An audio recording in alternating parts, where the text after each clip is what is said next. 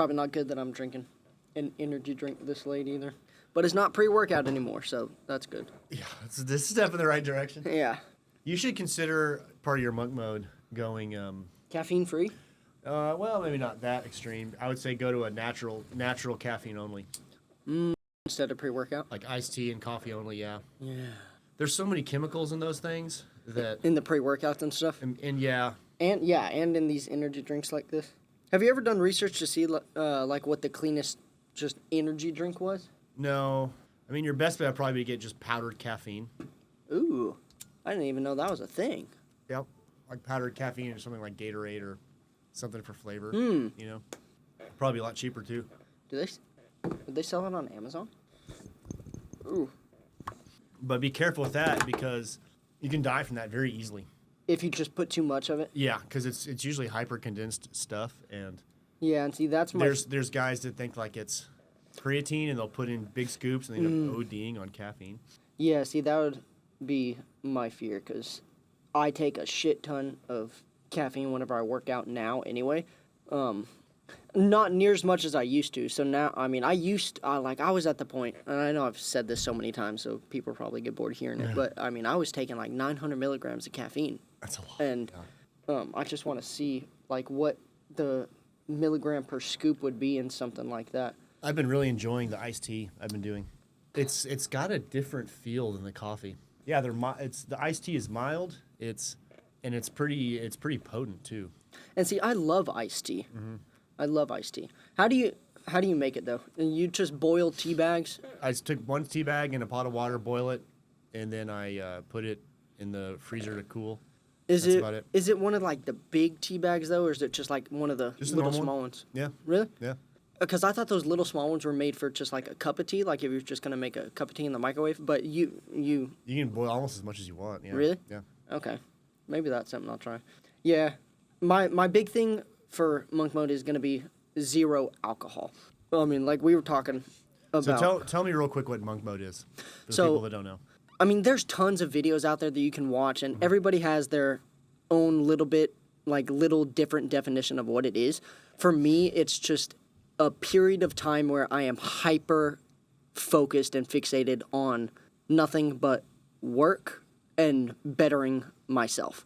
Okay. So for me, what that consists of is a strict morning routine that I follow every single day, which will typically start by waking up, doing some gratitude, going outside, getting some sunlight, reading a chapter or 10 pages in a book to get my mind ready and going for the day, doing at least 15 minutes of meditation to clear my mind before I start working, and then just be isolated on work throughout the entire day, and then at the end of the day having a strict night routine that I do every single night. Okay. And this is Monday through Sunday. Like, weekends don't exist. Yeah. Like, it's a Monday through Sunday thing for a specific period of time. I'm probably going to do it for like 30 days, 20 days, 20 days to start, and then you take like a 2 or 3 day. 10, 5. Well, Yeah. sorry, 3. See how one day goes. Well, I said 30, but then I think I'm supposed to be going to Dubai on the 23rd because Bryce entered us into this competition where you had to come up with basically a plan or a race for the network, and whoever's idea got chosen, they're going to pay for the event to take place and happen as long, and they're going to record the entire thing to make a video of it. Yeah. And our event got chosen.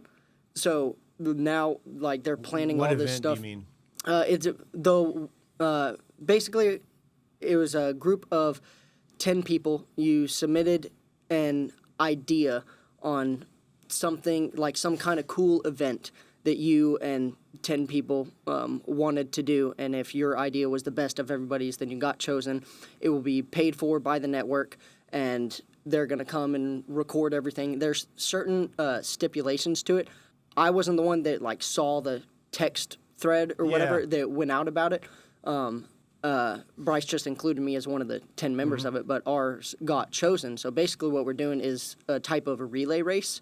So it's going to start with hot air balloons.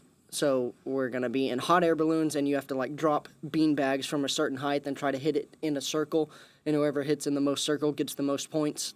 Yeah. And then the next person will be on an ATV, and they have to drive like through the desert and collect rings, and whoever gets the most rings and gets to the end point first, like your points add up. Yeah. And then the third person will do the exact same thing, but on a jet ski in the water. And it ends with everybody on a yacht in the ocean, and the last two people there have scuba gear, and they have to collect rings like underwater in a certain parameter. I don't know shit about it. I just kind of got told about it and was like, hey, we're doing this. This is going to happen. There's going to be a bunch of people there and recording it. There's like no females allowed or anything. It's just like a men's like all-out race and stuff. So I don't really know anything about it. That's why I said I might be going to Dubai. Yeah. I don't know completely yet. But yeah, it would just be like a one-day event. They just wanted something where they could get like a whole bunch of like cool content. Yeah. Something like that. And sounds like something out of a video game. Yeah. It sounds super fun if it ends up like coming to be. Yeah. I don't know what the entire plan is yet. I just kind of got put in a group chat and was like, hey, we're going to do this maybe. Like there's not even a solidified plan yet. So Dubai is a very interesting place. I've never been. You've been before. What was your experience? Let me talk about Dubai a second. First of all, I want to go back to the monk mode thing. Oh yeah, sorry. Was there something that triggered this? Like the monk mode? Yeah. I just feel like I've been really complacent lately. Okay. And it might be just because like I just moved to a new apartment and I was getting settled in and everything, but I just felt like I wasn't being proactive in the things that needed to be done. And I got to a point where I was like, man, I have so much stuff going on in my life. Like I really felt like I was getting really overwhelmed. Like editing stuff for the podcast, trying to reach out to guests and stuff that I've neglected on my part, just because I've been so hyper fixated on this startup solar company. We just did our first $1 million month. Nice. It's growing so rapidly, Really? and so now we're getting warehouses and stuff for that, and so my mind up in that, and then it got to the point where the podcast was like, I don't know, pushed to the side a little bit, and I didn't want it to be like that, and then I was spending more time, like I was watching Netflix, I caught myself scrolling on Instagram, and I've been drinking, and I was just like, fuck all that. Like, I want to go back to where I was when I felt like the best version of myself. Yeah. I've been going to the gym every single day, but they've been like shitty workouts. You know what I mean? Like whenever you go, but it's just not there. Yeah. And so I just got to a point where I hit rock bottom to an extent in my mind, where I was just like, I'm so fucking overwhelmed. I don't like the way I look. I don't like the way that I'm going through life every single day. I don't like the outcomes that are coming from what I've been putting into life, so I need to make a change. And so I just made that decision, and I was like, okay, well, it's Sunday. I just can't, like, it just hit me today. Yeah. And so I was like, okay, tomorrow's Monday, perfect. Yeah. Done. We're doing it. And so tomorrow I'll wake up at 5 a.m. and do the whole thing. As soon as we get done here, I'm going home and I'm going to write out my entire morning and night routine. And the way I do it, like, I do it by, like, every 5 minutes. Like, I do 5-minute increments. Like, exactly, like, itemized details of what I'm going to do every single morning. And for me, I have to do something like that, so I have an ideal plan that I can look at every single morning until it becomes second nature in, like, a week or two. So I find with myself, too, I'll get to a point, especially with diet and exercise, where I don't hit, not rock bottom, but I'll get to a point where I just feel gross. That's more how it was, yeah. And I'll use that gross feeling as like a ball bouncing to boop, to ratchet up my discipline and get back on track with exercise and food. Yeah. Exercise and diet go hand in hand. Oh, absolutely. You know, when you're exercising frequently, it's much easier to eat healthy. And when you're eating healthy, it's much easier to exercise, especially if you start your day with some crappy meal. Absolutely. It's so easy to skip the workout. And since we've interviewed so many people, like, this is going to be the best monk mode that I've ever run, because I've learned so much more stuff about fitness, workouts, dieting. Like, I'm going to be fasting. I'm only going to eat one meal a day. Wow. And that one meal is going to be packed with meat and I'll probably do ground turkey to start. I love ground turkey. Yeah. It's just a nice lean meat. And then I'm still going to do carbs. I'm going to do potatoes just so I can feel full. I'm just going to eat as much food as I can because Yeah. I'm a small guy. I want to build muscle during this entire thing. Yeah. Are you just going to do one meal, or are you going to do a workout, or I'm sorry, a diet window where you can eat between certain amounts of time? I haven't really planned anything like that out before. Maybe that's something that like we could talk about and you could help me with because I don't know exactly how that would work. Like how does that work exactly? My plan was just to do like one huge meal. Yeah. But is it better just to do a window and then you eat like every I don't know, hour, 2 hours or something in that some window? people, what they'll do is they'll do the one meal a day thing at the evening, and then some people they'll allow themselves to eat from noon to 8 p.m. or something like that, or from 4 p.m. to 8 p.m. and then they might fit in a couple different meals during that time.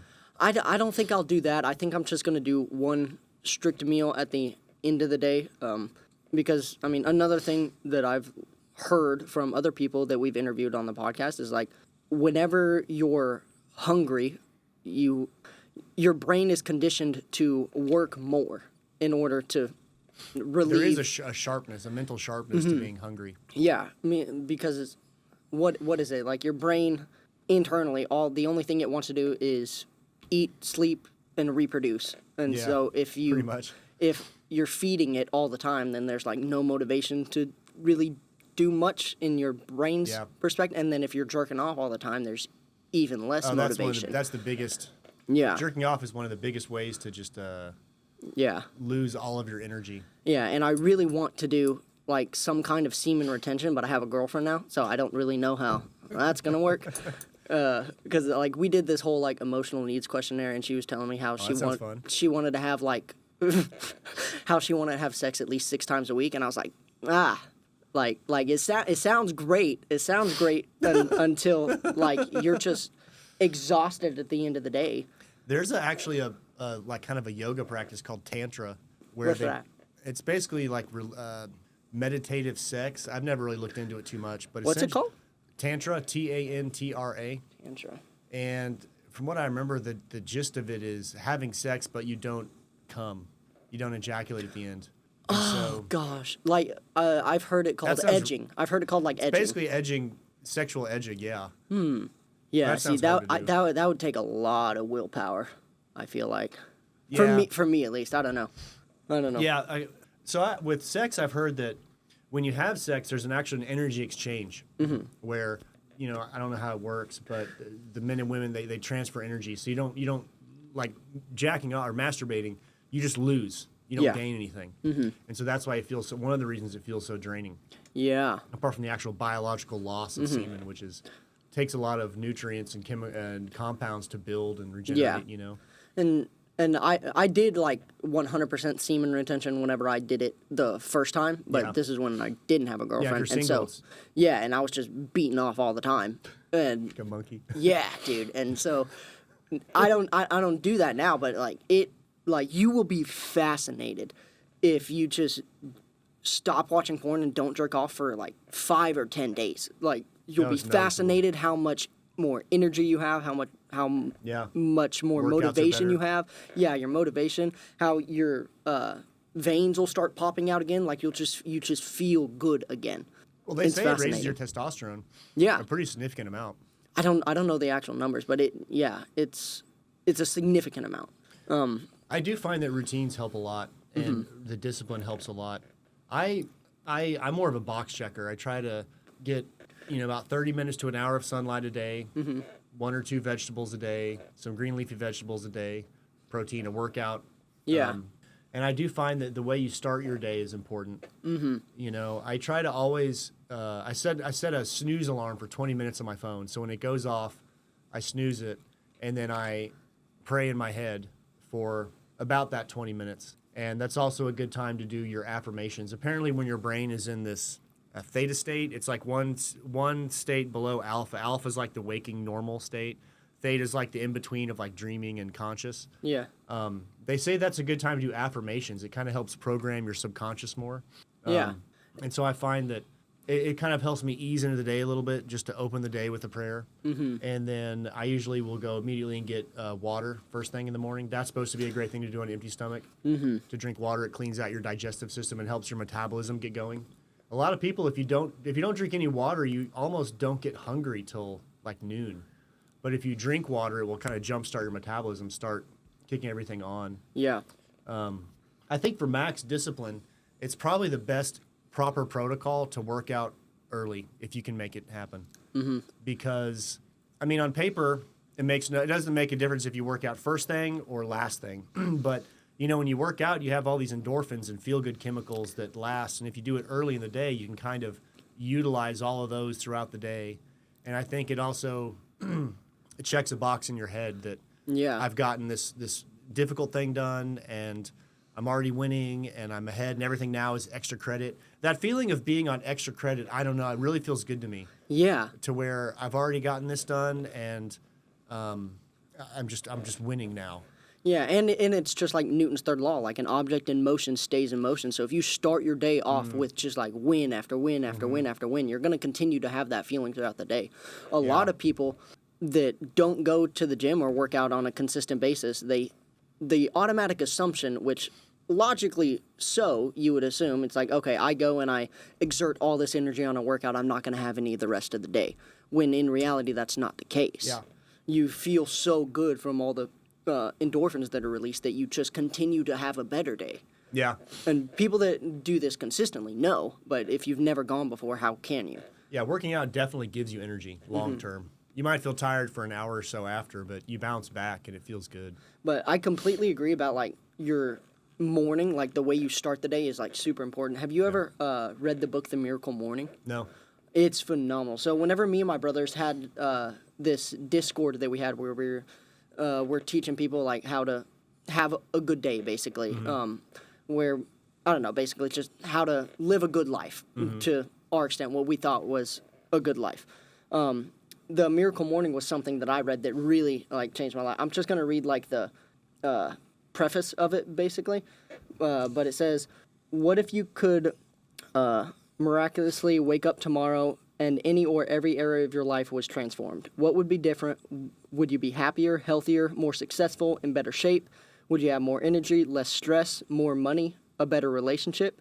Which of your problems would be solved? What if I told you that there is a not-so-obvious secret that guaranteed to transform any or literally every area of your life faster than you ever thought possible? What if I told you it would only take 6 minutes a day? Enter the Miracle Morning. What's now being practiced by thousands of people around the world could perhaps be the simplest approach to creating the life you've always wanted. It's been right there in front of us, but this audiobook has finally brought it to life. Are you ready? The next chapter of your life, the most extraordinary life you've ever imagined, is about to begin. You deserve an extraordinary life, and it's time to wake up your full potential. But this basically goes and talks about like the key, most important things that you're supposed to do in the morning. They call them the savers, so like the 5 savers. So it's scribing, which is writing, just doing some kind of journaling. A for affirmations, like the whole, like, I am successful, I will be, I will be, I will do. V for visualization, you need to set a specific time aside just to visualize where it is that you want to go and who it is that you want to be and steps that you can take to get there. Yeah.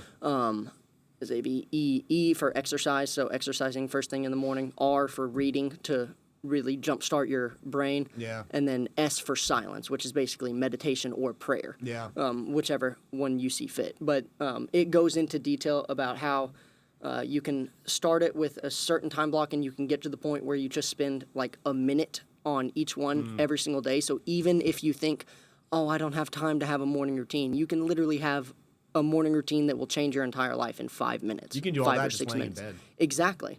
Exactly. Maybe not the exercise part. Well, no, but the gratitude, the silence, the meditation. Yeah. Even the writing, you could do it. But anybody that wants to start a morning routine, I'm a big believer in routines. I love routines. Yeah. So I highly recommend this book for anybody that wants to start a routine. I find that also having pre-cooked meals helps a lot. Okay. You know, like batch cooking. Like Sunday, cook a lot of food, several meals, and so you save a lot of time throughout the day having to cook and clean all the pans when you're done and Yeah. stuff. But if you let yourself get so hungry, you're like ravenously hungry, your chance of going and getting some fast food or some restaurant food goes up exponentially. Yeah. Almost without a doubt, something cooked at a restaurant is less healthy than something you cook yourself because you don't get to know exactly what's in your food, the oils that's used, the quality of ingredients. Yeah. And that goes a long way with your physique and the way you feel. Yeah, I'm not one of these guys that likes to just jump out of bed and start moving. I like at least 30 minutes to an hour to ease into what I'm doing and let my body and brain wake up. Really? Yeah. Well, Because I'm the exact opposite. I feel like I'm the best whenever I just get up and I go. Well, I mean, I don't dawdle, Yeah. It's really easy to when you're in that kind of lethargic morning state to start scrolling, start playing video games, start just doing stuff that's kind of a time waster. And then noon rolls around and I'm like, oh my God, I've wasted half the day watching episodes of Netflix and playing video games and stuff. So one of the components that I'm going to do is I cannot be on my phone for the first hour of the day. Yeah. Just to eliminate that screen time and even giving myself the temptation to scroll. Yeah. If I just eliminate that completely, then A lot of guys, what they'll do in the morning is they'll catch up on the reading, like newspapers, magazines, articles for like world events and current events and stuff like that. That's a good time to catch up on that stuff. For a lot of people, so I've been watching some videos on Jamie Dimon, who's the CEO of J.P. Morgan, I believe, which is like the biggest bank in America. Okay. And that's what he does in the morning. He reads all of his Wall Street journals, his news articles, and for someone like that in that kind of a position, you do need to be very aware of what's going on in the world and the geopolitical scheme. And I need to get more aware too. Like after our last podcast, I just felt like a dummy because we were talking about politics and stuff, and I just didn't know hardly anything you were talking about. There's so much to learn. I don't know. There's so much I don't even know. I don't know. Yeah.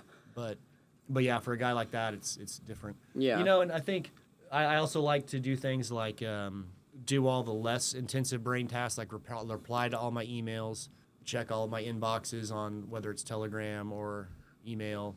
And that stuff doesn't take a lot of thought. You can just kind of knock that out real quick. If they call it deep work when you're actually like creating or writing or doing or editing, Yeah. That's the kind of stuff where you want to be, I think, woken up, ready to go, focused, maybe post-workout. Yeah. Use that energy boost. Having the pre-cooked meals helps so much.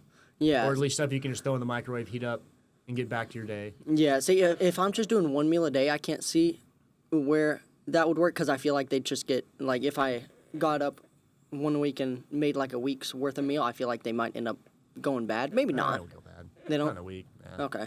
Which, I mean, I'm really just primarily doing meat and carbs. I'm not a big, leafy vegetable or greens guy. I have those AG1 greens that I take, as a supplement. Yeah. So I'm gonna do that. I do like a good crisp piece of celery every now and then, I'm not gonna lie. Celery? Yeah. Yeah, I like celery. But, what are those greens that you eat? Kale. Is it kale? I just take a stalk of raw kale and eat one in the morning. Okay. It's kind of caveman, but Yeah. I love that, though. so apparently the green leafy vegetables in the morning is good for your digestive system because it's almost like a brush that goes through your system and cleans it out. Okay. And when you do it in the morning, it helps clean it out by the evening and whatnot. Okay. And there are definitely supplements you want to take in the morning versus the evening. Like your vitamins and stuff will boost your energy. In the morning? Yeah, so you want to take those in the morning. Like if you take a multivitamin supplement, that's better in the morning than in the evening Yeah. when you're trying to wind down. And then things like magnesium and zinc, which are more repairing your muscle, repairing your nervous system, you want to take at the evening so that when you're sleeping, you can go to work. So I got this multivitamin that has zinc, calcium, magnesium, and vitamin D3. Yeah. All in one multivitamin. So that's what I was gonna take. But do you think it'd be better just to get the separate bottles and take them in separate times? No, I mean for zinc, those are all kind of nighttime. Those are all kind of nighttime ones. Zinc, magnesium, calcium. What ones would be the morning ones? Like vitamin C. Vitamin C. Yeah. Okay. And I also heard this too, that chlorophyll, so humans can actually benefit from chlorophyll similar to the way plants can. Okay, explain that. Well, so chlorophyll helps plants get nutrients from sunlight, right? And I've read, so I'm not a nutritional expert, so it's not nutrition advice, but that humans can actually benefit from chlorophyll in a similar way, that it may actually help humans with that photosynthetic quality. Humans are basically photosynthetic creatures. We get nutrients from the sun. And like I always say, sunlight is nature's steroid. It boosts your vitamin C, your testosterone, all those things. Yeah. So I maybe it's anecdotal, but I feel like having the chlorophyll in your system may help that function a little bit. How do you get that, though? Is there just a Green leafy supplement? vegetables. Oh, okay. I mean, you can take chlorophyll supplements directly, but I think anytime you can get them from Whole Foods, you're better off. Maybe I'll do that. I probably won't eat it first thing in the morning, but I might add just like kale to my like one Your meal a day. AG1 is probably got a bunch of chlorophyll and stuff in there. I don't know what exactly is in it. If it's your green supplement. Yeah, it is. I don't know exactly what is in it. I should probably look exactly what's in it before I start I think taking it. time for self-education is big in a monk mode Oh, yeah. lifestyle. Something where you're learning about whether it's a work-related skill or just general something that's going to educate you. Internet's great for that. YouTube, there's just endless educational content on YouTube. Yeah, I'm gonna start reading a lot of my philosophy books again. Not read, but there were some books that I started but never finished. Yeah. And so I'm gonna get back to reading those. Like I can't remember the exact name of them, but they're all based around like the Stoicism philosophy. Yeah. And I'm gonna go and rewatch the podcast that we did with Nathan because I can't remember that one philosophy that y'all were talking about. Probably Meditations by Marcus Aurelius. I don't remember. Well, no, exactly. it was a specific like type of thinking, like a way of thinking. Like it wasn't Stoicism. I can't remember exactly what the name of it was, but we talked about it on that podcast. Yeah. And I had never heard of it before, and so I'll probably do some more research on that. But It's great too is Audible, where you can download audiobooks, and that's awesome for when you're in traffic. Instead of listening to music, which is kind of a wash, you can do something that's beneficial. Yeah. Audiobooks are a great time when you're in the car. that's something that I'm gonna do. Whenever I did it the first time, the only time I listened to music was when I was in the gym. Otherwise, it was Yeah. a podcast or an audiobook. Music Anytime you kind of step foot amps in the me car. up a little bit, makes me want to work out. Yeah, I like I'll go through different stages, but whenever I'm really hitting a good workout, I love the music that just screams at me and basically just makes me feel like a piece of shit. So it makes me feel like I need to just get Yeah. one more, get one more, get one more. Yeah. So Yeah, sometimes it can be hard to get a hard workout in when you're listening to a podcast or Yeah. an audiobook. Yeah. It can be done, but I've never been a person that that felt like I got a good workout while I was listening to an audiobook or podcast. Like I really liked Nathan's strategy of doing light cardio in the morning and then weights in the evening. If you're trying to do 2 workouts a day, is not a bad way to bookend it. So I wouldn't necessarily say what I did was 2 workouts a day. So I would wake up, and what I'm gonna do is I'll wake up and I'll do like 10 minutes of HIIT cardio just in the living room of the apartment. There's a video that I used to watch. I think Athlean X was the YouTube channel that has it. But it's just 10 minutes of HIIT cardio to get your heart rate pumping. I would do that, and then I'd go to the gym after that. So I make sure I get my cardio done, my heart rate is up, and then I go to the gym and do that. Not necessarily 2 workouts a day, but I want to make sure that I start doing more cardio again. It's so nice if you have a home gym or garage gym for something like that. Yeah. Just get it done in the morning right there. Yeah. And I never had a gym, but I mean, with that stuff, it's all stuff that you can do at home just to get your heart rate going If you for had the a day. home sauna, that would be an excellent thing to do before you go to bed. The sauna? Yeah. Kind of puts you in that relaxation state and Yeah. wind down a little bit. Yeah. So Reading is it's also a good time to read is before you're going to bed when most of your stuff is done and you can kind of like a treat to yourself. Yeah. And so, like, I used to hate reading, like, physical books. And so this one hack that I saw was, like, every single time you sit down and you want to read, like, before bed, you just need to make it, like, a comfortable situation, as comfortable as you can. Yeah. So, like, maybe, I don't know, turning the air down where you feel comfortable, making a cup of tea or something like that. Just making the situation very comfortable, something that you look forward to at the end of the day, and then couple that with reading. Yeah. And getting ready for bed. But yeah. Stuff that helps you go to bed and wind down is big. They're almost just as important as your morning routine. Oh, absolutely. Because if you don't, write out your to-do list and kind of mentally plan your next day, sometimes you'll just sit in bed and just your mind will be, doing circles to. Yeah. And that's something I'll do at the end of my day. Part of my end routine is just like writing down what I'm going to do the next day, like my plan for the next day. And I like doing cold stuff in the morning and heat at night. So I don't have a sauna, but I'll take a hot shower at night before I go to bed. Yeah. Just to get my internal body temperature lowered so I can start relaxing and go to sleep. And I actually remember listening to the Rhonda Patrick podcast she did with Joe Rogan, and she said that when you do cold showers and baths, it actually it also has a weird benefit of giving energy and helping you fall asleep depending on the time of the day. Really? Yeah. Okay. Yeah, ironically. Yeah. So like a cold shower at the end of the night will kind of help. I've never done a cold shower at night. Maybe I'll try that. I finish my showers on cold, but I don't Really? do freezing cold showers from the start. See, I like the freezing cold showers because I love doing like a lot of affirmations and gratitudes while I'm taking a cold shower. Yeah. I feel like it just makes it easier. So if you just start it on cold and jump in and then just start like, I don't know, screaming at yourself essentially is what I do.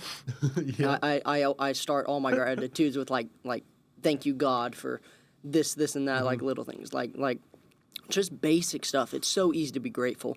Like I'll say thank you God for allowing me to have all 10 of my fingers and everything works, giving me the ability to see. I mean the ability or the luxury of waking up because some people didn't get it. I mean it's so easy to. God, especially after our podcast with Arnito the other day. Man, that's such a good gratitude Absolutely. builder. Just talking to someone like that. Yeah. I mean, quadriplegic in a wheelchair, and even he's able to be grateful and in a good mood all the time. And it's like, if somebody like that has it so much worse than you is able to be grateful, why can't you? Being able to work from your computer and set definite goals, too, is nice. With firefighting, depending on how the shift goes, you may not be able to work out right at the start. You may have to do it at the end of the day or something like that. Yeah. So Yeah. getting a workout in before you go to work is always nice because that's at least something checked off that you can do a second workout at work if you wanted to. Yeah. Yeah. And I mean, everybody's different based on whatever occupation you have. So you just kind of have to build your monk mode around your schedule, but it can absolutely be done in whatever industry that you work in. Instead of, like you said, working out first thing in the morning, it might be at night.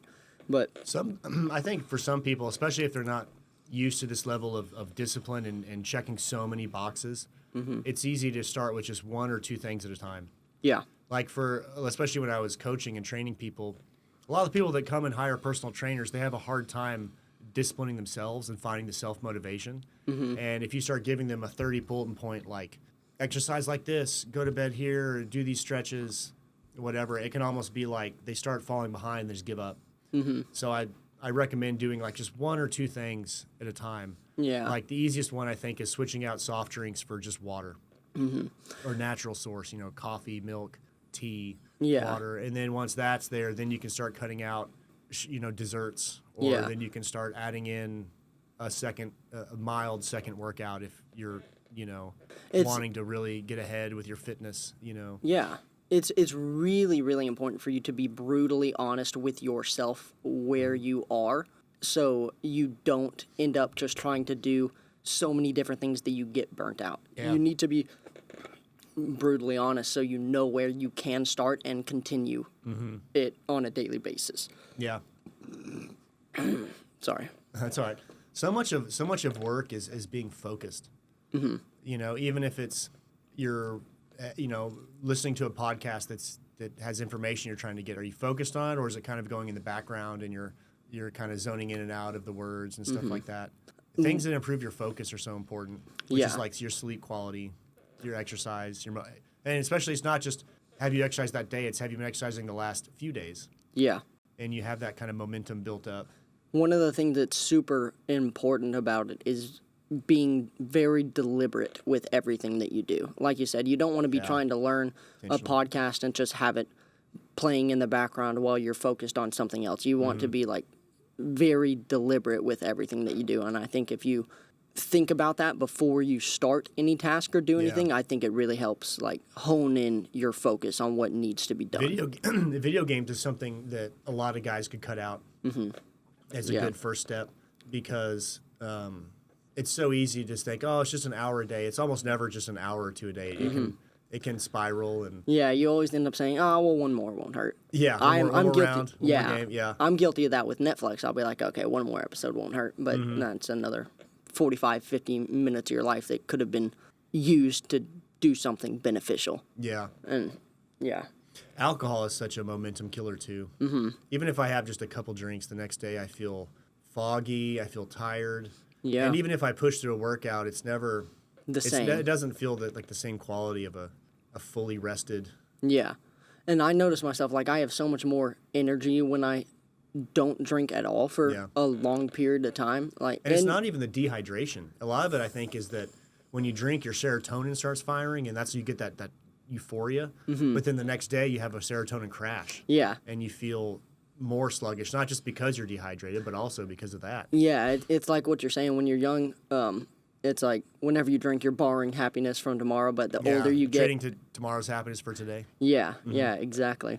Yeah, but one of the things in a monk mode is like having specific non-negotiables, they're called, for things that you absolutely will not do during this time of your life.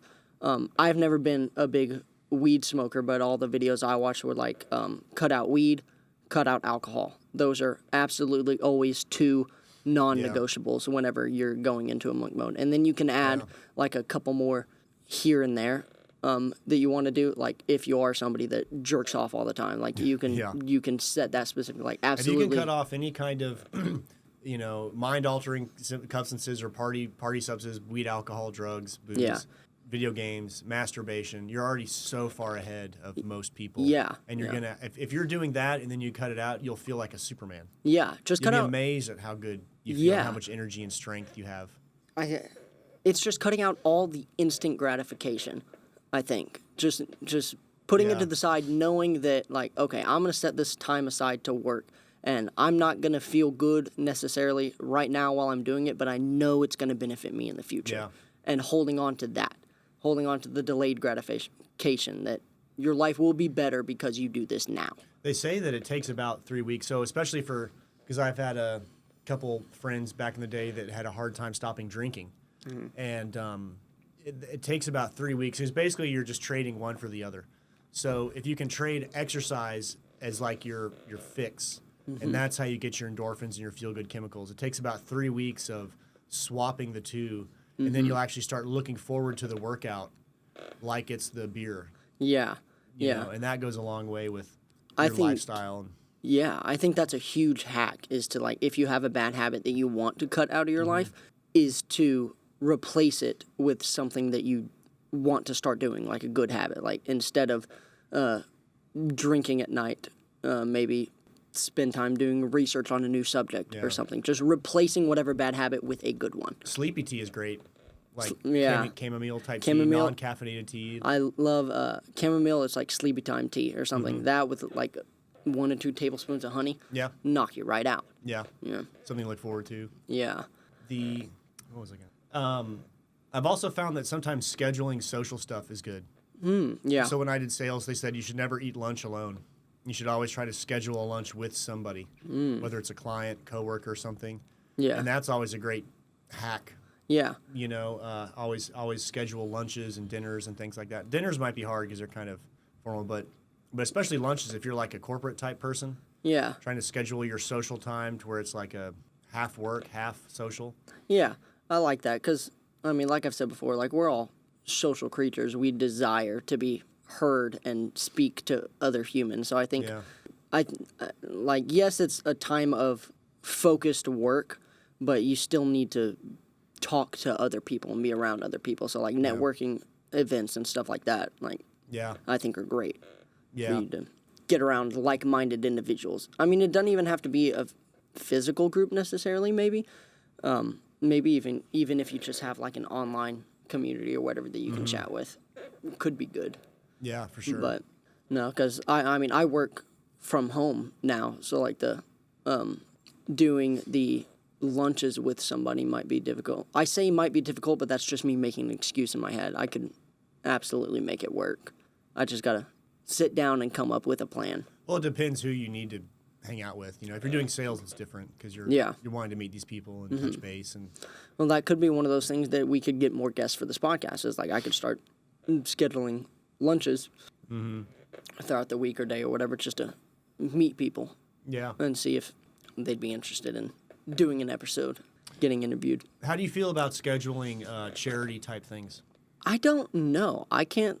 I've never actually like done, I would say, like charity work or anything I feel like that. that's part of the recipe for the best bang for your buck day. Like maybe once a week you do something that's Just like a give back, nothing some in kind of return. give back. Yeah. What would you recommend that people could do, or like what have you done if you've done so? I've never done anything. Well, with my job, it's kind of Yeah, I kind of do that a lot just as it is, but yeah, I don't know. You know, I think going to church once a week is a great thing to schedule as part of like a scheduled. You're not. I mean, you're kind of giving back to God, you know, but yeah, you're around people around that environment that yeah. helps refocus you and stuff. There's just like, you know, years ago I got involved with the Mercy Street program in Dallas. Okay. And I don't know if I've talked about this on the podcast, but I was about 27 years old and I was doing sales and I was wanting to start doing some kind of charity, something that was like a give back. Yeah. And because I was like, well, I say I believe in God, I do all this stuff, but what am I actually doing to like show that Yeah. beyond just, you know, praying and reading religious stuff? And so I decided that I wanted to do something that was going to be a big impact in one person's life versus like a small impact in many people's lives. Yeah. Not because I think it's necessarily better or worse, but because that's just the route I wanted to go down. Yeah. So I found, through the church I was going to, I found a local charity called Mercy Street, which is basically a big brother, little brother type program. Okay. But it's got a Christian focus to it. And it was focused in just West Dallas. And so I figured this would also be a great way to kind of get a head start in parenting, kind of learn a little bit about, you know, working with kids and what that would be. So the purpose of the program was to meet someone around fourth grade when they're about 10 years old and stay with them until they're 18, until they graduate high school. And the goal is that you try to make sure they don't get in jail, don't get an unwanted pregnancy, and instill some good values in them. Yeah. And so I ended up getting paired up with this little kid named Antavia, who's basically like my little brother from another mother. But so yeah, I met him when he was 11 years old, a little bit late. I say late, but not that late. But that was one of the most gratifying things I've ever done. Really? It's surprising. Yeah, I'd actually recommend maybe you do that if you're trying to do monk mode, because there are so many kids out there with no positive male influence in their life whatsoever. And, you know, you start meeting these kids and you realize their biggest influence is like rappers on TV and athletes and stuff. And the agenda they're pushing is just so bad. Yeah, it's a lot of like drugs and partying and hooking up with women and they don't. There's a lot of kids that just don't see the potential of life. Yeah. Like I could go to school and do this. I could get a trade. I could do that. I could start a family. I could do this, that, and the other. And it was really interesting because, especially as time went on, I'd start to see like my mannerisms in him. Really? Yeah, and it kind of scratched a lot of paternal itches, you know? And you learn things like, man, you know, when I lose my temper, I really feel bad the next day. More than if I just lost my temper regardless. You know, and little kids will do that. They'll test your temper and make you mad. Yeah. But what did you say that program was? it's called Mercy Street. It's just a local Dallas charity. But I had such a great time doing that because it took me a while to find a kid because the first couple, well, I'm kind of stuttering here, but one child, he was in a family with like 5 or 6 brothers, and his parents were still together, and they were like, well, you're going to help teach him English, right? And he's a Spanish kid. And I was like, well, I'm not really, I can't speak Spanish that well, and you know, and he seems to have a lot of male influence, you know, and so I went back to the staff and I said, well, I want a kid who has no men in his life, who's not doing well. And they said, okay, well, we have this one kid. His name is Antavia. He's kind of a problem child. He's on the jail track. I said, what does the jail track mean? And they said, well, what they're finding out is they can track kids that are jail-bound based on their certain criteria, like do they have a father in the house? Are they getting in trouble at school? What's their household income? All these things. And I was like, God, how tragic is that when you tell a kid, oh, you're on the jail track. You're about, you know. Yeah. And I was like, you can't do that. So Antavia was really small for his age, and he was getting picked on a lot at school. So he was really angry a lot, and he would get in fights a lot, and so I actually taught him how to box and fight and stuff like that. And, Yeah. And I think he ended up actually beating up one of his bullies eventually. Yeah. And I could feel his like happiness come back and his confidence and stuff. And That's good. yeah, and so now he's got a kid of his own. Really? Yeah, he's 21, I think 21 or 22 now. Yeah. It's crazy. Yeah. No, but, and I bet that the feeling that you get from doing that, I can't even imagine how gratifying that is. It's really cool as a man to be able to pass down skills to the next generation, especially like guy skills like throwing punches and changing tires and Yeah. and I would even do things like I would take him to Chipotle and I would say, well, I only have $20 today, so we're gonna have to budget this. So we're gonna have to not get sodas, and then you can just subtly teach him things like how to manage money and Yeah. and you can plant seeds like one day you're gonna be a dad and you're gonna have a family and you're gonna have to teach your son this, that, and the other, and it's pretty cool. Yeah. And you can tell that the impact on that kid's life is I don't want to say it's like savior complex, but Yeah. you feel like you did a small part. Yeah. And you can't take the whole burden like it's an actual son or daughter, But just having like that influence on somebody's life, knowing that you can make a difference somehow. and there's so many kids out there that just knowing that there's somebody that cares about them, that wants what's best for them, goes such a long way. Yeah. And even if you're not the best unofficial dad right out of the box, just you trying means so much. Yeah. I think that's something that I'm going to look into. I would highly recommend it, and it's I think it's one of the check boxes in life is like giving back and helping less fortunate and doing what you can. Yeah. And a lot of times, if you don't have a lot of money, just your time is valuable. Yeah. And trust me, there's so many charities out there. There's like battered women's shelters. There's food drives. There's stuff for homeless people. There's stuff for animals. I recommend that a lot for people too. Maybe especially for girls, because you can also find little sister type programs. But there's also all kinds of animal shelters you can get involved with and things like that. Yeah. I'm really just going to need to sit down and come up with a plan on how it is that I'm going to do this. Just because like the solar company takes up so much of my time like during the day that like if you're planning on having kids, I think it'd be a great thing because you learn a lot of stuff and you can kind of sharpen your rough edges a little bit or smooth off your rough edges. And it would force you to learn how to manage your time so you can still be present. The goal was very manageable. It was like 2 contacts a month. Oh, that's it? Yeah, but you'd be surprised how when you start getting busy, sometimes just twice a month can be hard. And for a lot of these underprivileged kids, they don't have reliable transportation. They don't have easy way to like Aunt Tavy would have a new phone number every 5 weeks. Wow. And so sometimes I'd be like having to reach out to his mom. Hey, does Aunt Tavy have a new phone? Oh yeah, I'll tell him to get in touch with you and stuff like that. And yeah. And then you try on the other days to at least have a phone call or text message type thing. Yeah. But it's also good letting them see you go through your life, letting them see you build your career and build your family and And like if you're going through struggles or whatever, positively showing them how to get through them in a good way. Yeah. Maybe. Yeah. Yeah, I think that's one of those things that where am I trying to go with this? I don't know. Something to give back is a great Yeah. Just a practice in life. Yeah. But I don't know. I'm super excited for it.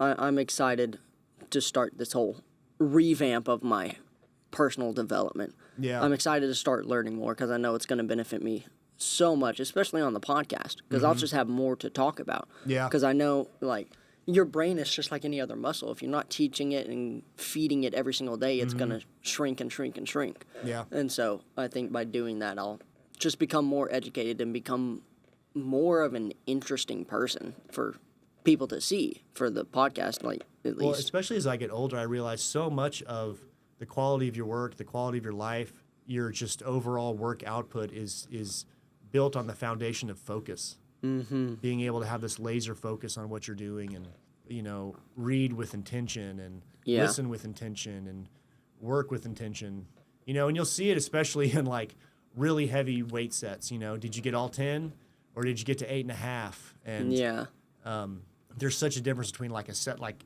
8.5 and 10 when it's your 10 rep max or whatnot, or yeah.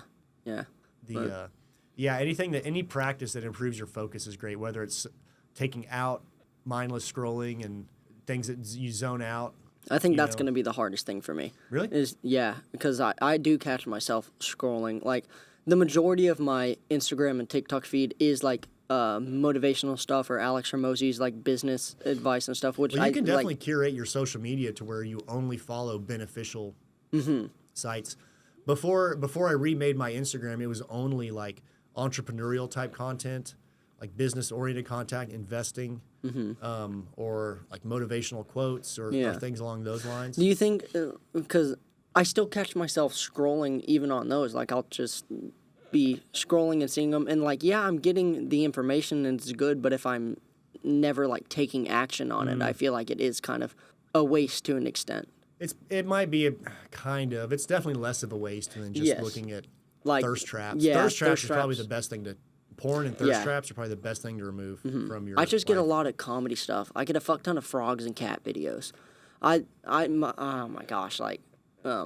I saw this funny video of Kermit the Frog the other day. Really? Cracked me up. Yeah, it was like a podcast interview with Kermit the Frog promoting his new movie. Really? Yeah, it was an old video, but.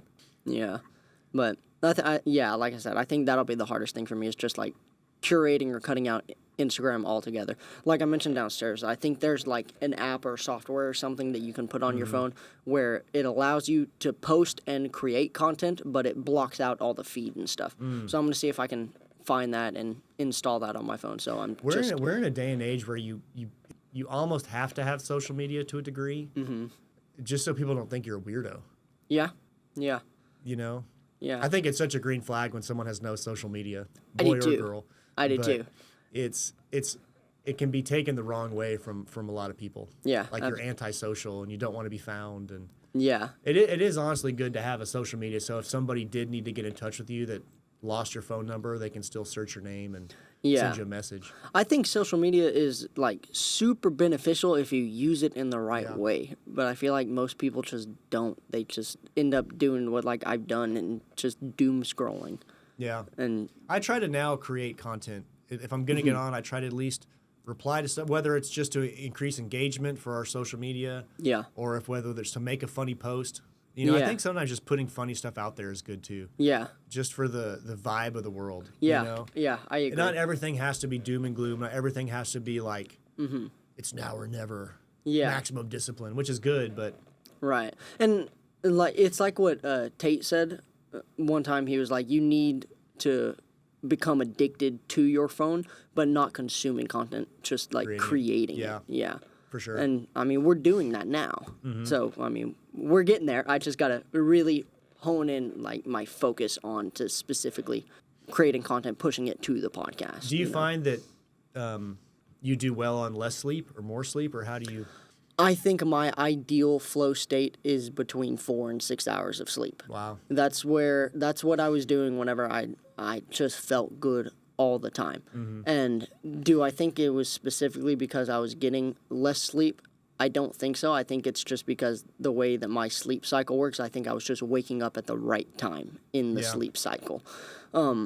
There was an app that I used, and I'm going to download it again and use it. You can download it on your phone, and you just leave your phone on your nightstand, and your phone can like detect noises and the way that you breathe. It hears the way you breathe and stuff, and you can set your alarm like based on whatever time you want to wake up, and it will adjust when it wakes you up within like 5 to 30 minutes of your given window, based on what it detects your sleep cycle you're in at that point in time. And so it will, if like you set your alarm for 6 a.m., but you're in deep sleep at that time, it will wait for it to recognize that you're in your lighter sleep at like 6:15, and then it'll push the alarm to go off. That's amazing. It's fascinating, and it does it based on how you breathe.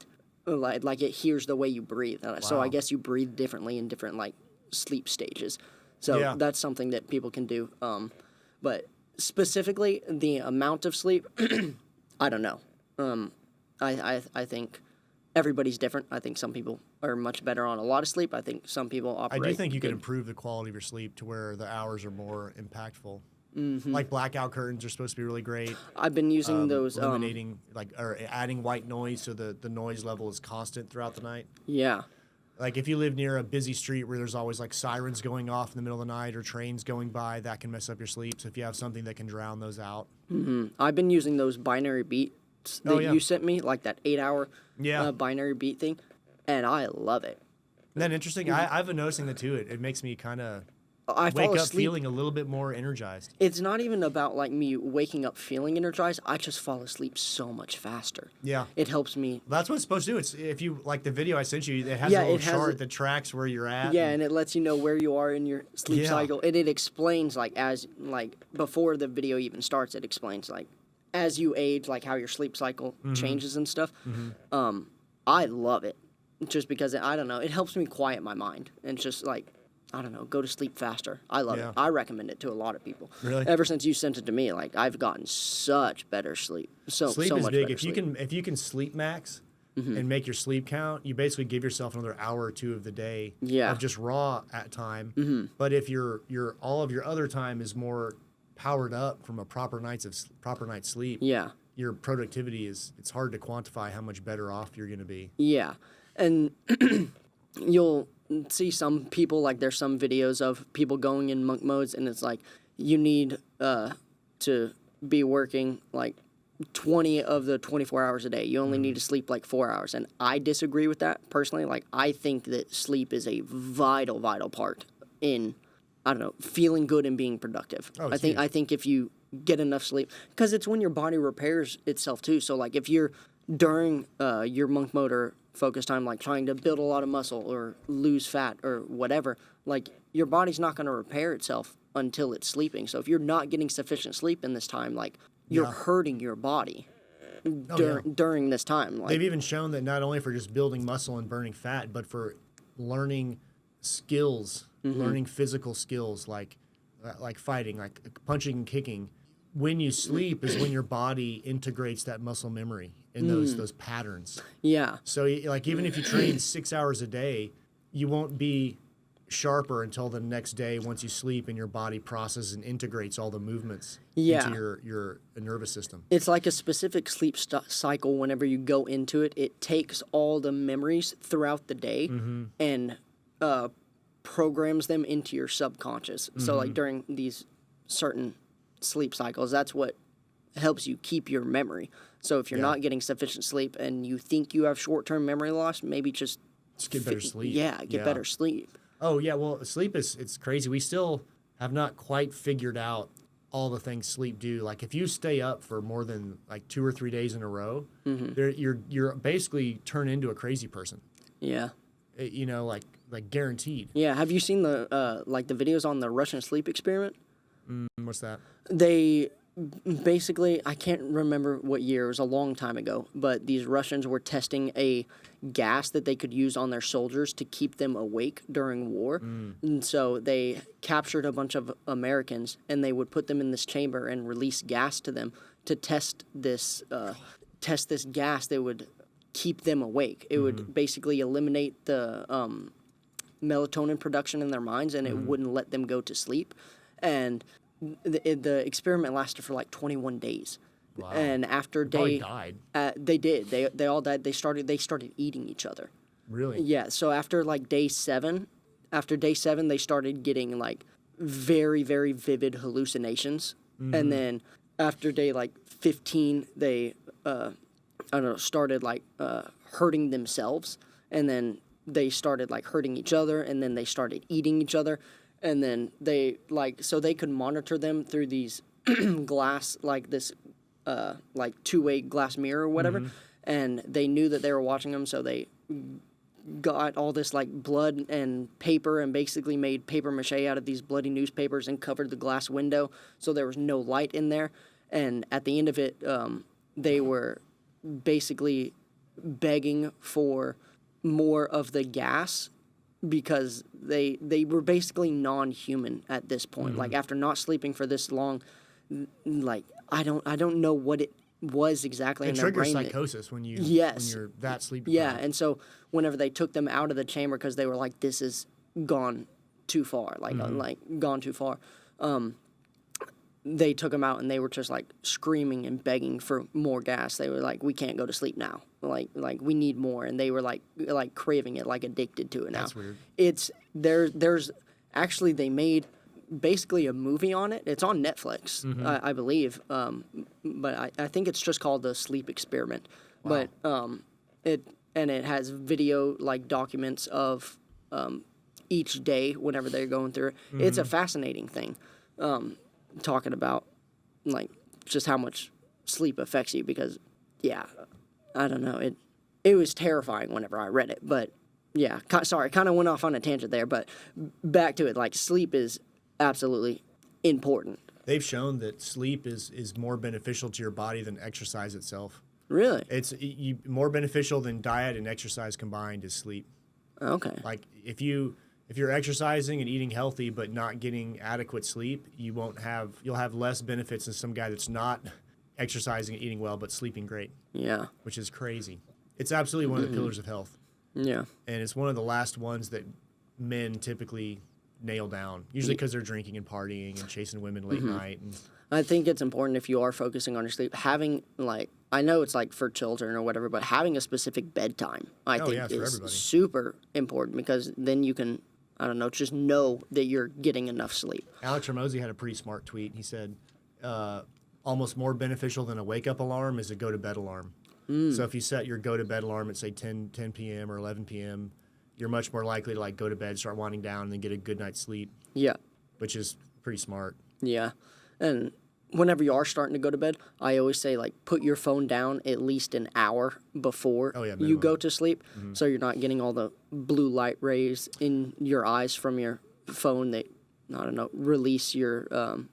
you can have a blue light blocker app on your phone and computer. I think iPhones like have one built in, or I think they used to, but that's something that you can get. And they also make like those blue light glasses or whatever. I think they have like yellow lenses, I think. But I did that about a couple months ago on my phone and laptop, and I can tell a difference. I've seen that. It doesn't rev your brain up as much. Yeah. When you cut out the blue light. And I just find like if I just put it down like an hour before I go to bed and just refuse to get on it, then like that's what works for me. Artificial lighting is one of the biggest deterrents to quality sleep. If you stick to natural light only, your circadian rhythm resets almost instantly. And natural light is either sunlight or like candlelight. Yeah, that's about the only two sources you can have. Yeah, and if you read by candlelight, they'll conk out in like 15 minutes. It's amazing. That's one of the other reasons that I'm going to start reading at night. I probably won't retain a lot of the information, but I'll start on a chapter because I still get bored whenever I read physical books, and so it does make me sleepy. And so that's something that I'm going to do to help me fall asleep quicker, too. Yeah. But I also find, for productivity hack, or maybe not a productivity hack, but what's the term? Education hack. Replace your Netflixing with documentaries. So if you're going to watch something on TV to wind down, at least make it a documentary. Like if you're making your social media at least educational content, you can make your television educational content with documentaries and stuff like that. Yeah. And at least you're learning something about the world. Yeah.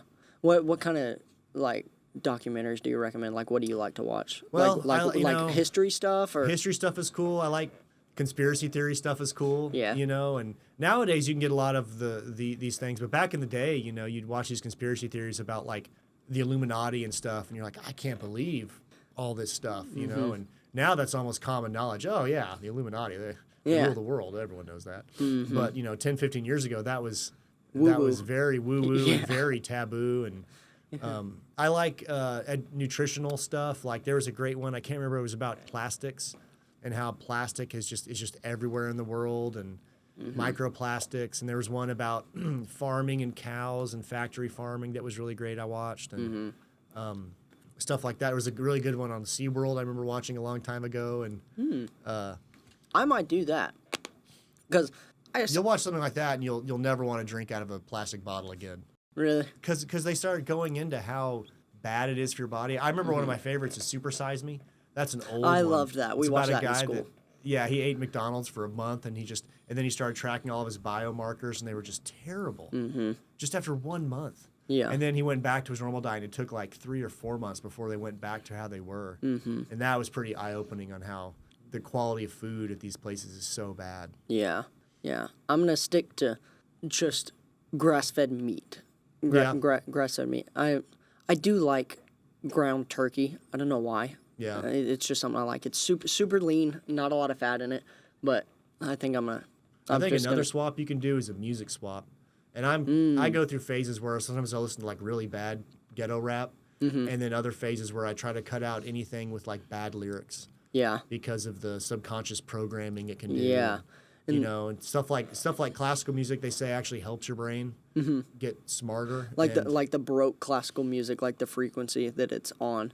And almost any classical music, it's just such a mathematically sound and music format. Yeah, Luke Belmar talks a lot about that. He's like you need to really look at the artist that you're listening to and who kind of runs the music industry and what their intentions are for you. Like, what I cannot stand is the bad bitch music, like all the Nicki Minaj, Sexy Red, all these things that are just like, I don't know, just like the... It's like the equivalent of gangster rap, but for girls. Yeah. It only pushes negative qualities and promiscuity beliefs. And disrespect and all these things that no man actually wants. Holy shit, I forgot to tell you this. I have a crazy story. What? It happened yesterday. Dude, Okay. I was leaving my brother's house to go back home to my apartment. I went over there to show him our new puppy. And What's the dog's name? Bentley. Okay. Bentley. I think Benjius is a cuter name, but... Benjius? Yeah, I don't know why. I've always wanted a dog named Benjius. But back to the story. So me and my little brother are both leaving my brother's house, and there's a ton of traffic at this stoplight. So my brother pulls out and gets caught at the light. A car goes, and then I pull out. So it's my brother, a car, and then me. And we're sitting in traffic. It's like really far back from the light. Mm-hmm. And this girl that was in the car in front of us gets out of her car with a twisted tea in her hand. She's obviously intoxicated and just starts dancing in the middle of the road, just like shaking her ass for all the traffic. She points at me, starts shaking her ass, comes to the side of my window, tries to get me to roll the window down. I was like, no, I'm not interested, and like shun her away. And then she starts showing her tits and stuff, and then gets like near the front of my car and puts her ass on my car and just starts dancing and doing all this stuff. Where was this? Gosh, what road is it? Highway 123, like exit 204. Like there's like the on the highway. It wasn't like on the. I think it's Highway 120. It wasn't I-35. It was one that crosses over. It's like exit 204 that goes to. It turns into Hopkins, I think. But like there's Chili's, Whataburger. I know what you're talking about. Yeah. Yeah, it was that road, and I was going like towards the square, and it was just the traffic light stopped right there, and she just gets out drunk as a skunk. Her friends are recording her. Yeah, I was about to say it's probably like they're recording for like social media. Yeah, or something. like they all had. What time of day was this? 4 in the afternoon. Yeah, 4 in the afternoon. Just drunk as a skunk. All her friends recording her, and like I got annoyed because like there's nothing that I can do in the situation. So like she puts her ass in my car, and I honk. I'm like, get the fuck off. And so afterwards, I just watched this. Dude, I got on my phone and I recorded a video, and I was like, to the girl that just got out of her car and started shaking her ass, it's like by all means, like do whatever you want to do, but I just want to know all those videos and stuff that your friends recorded. You are ruining your reputation as a female to find a good man in society today. Like, you might be able to make that video, get a bunch of clicks, and get a bunch of men that just want to use you for your body because that's all you're showing off. But you are absolutely ruining your reputation as a female to find a good quality man. Because no man wants a woman like that is getting out in the middle of traffic and just shaking her ass for a stranger. Probably not, no. In the car. And so that it was just a baffling experience. I was like, I cannot believe that this actually happens. That's pretty crazy. It was just crazy to me that it happened. I do think the girl rap stuff, it promotes a lot of ideas that, a woman's value is based on her TNA, how much money she can get from a guy or how much money she can get a guy to spend on her. And it's like a very shallow, superficial evaluation of your worth as a woman. Yeah. You know, and those are those ideas that are not really good for society and people in general. and what's even worse about it is like they listen to it and all the words are like I can't remember. It's like one Drake and Sexy Red song. Well, it seems or innocent, something. right? Because it's got a good beat and it's catchy. But it sounds great. It sounds great, but like, what is the message? Like put your hands on your knees and shake your ass. Like, yeah. I don't know. Something about it is just, I don't know. I just don't like it because it promotes promiscuity and like showing off your body and stuff, and then all these women get mad that they're being objectified. It's like you're doing it to yourself by listening to this music and changing your behavior based on what these celebrities are telling you is what society wants. Yeah. When it's and what's funny is a lot of these women are not even writing the lyrics. It's some man somewhere that's doing it. Yeah. So, but when a woman delivers the message, it's received so much better by the population. Yeah. Yeah. But yeah, no, that was just a baffling experience, and I was like, oh my gosh, I saw a guy get shot one time after. Well, that was a bomb. Okay. Yeah, well, it was a long time ago. I was leaving the bars actually when I was bouncing, and it was like 3 a.m, and it was at the highway, and it was just gridlocked.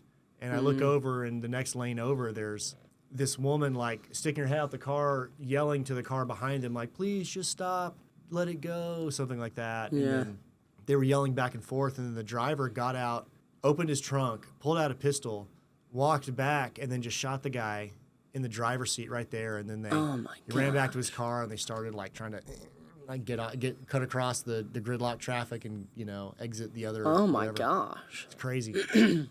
That just goes to show how important it is to like control your emotions. Like that's crazy. Like somebody pisses you off in traffic so much that you're gonna commit a felony. I can't think of a world where somebody like honking at you in traffic or whatever is worth. I don't know what the backstory was. That. I assume they'd probably were arguing from the club or something like that. Yeah, who knows what the story was? But yeah, I don't know. But the music you listen to is very important, just from the things you watch, just as important as the things you eat. Yeah. I think Jocko calls it a mental diet. Yeah. The things that you're putting into your mind are just as important as what you put into your mouth. I think that's a good spot. I think we talked about a lot of good things. Yeah. Yeah, that All was right, man. good. Until next time. Yes, sir.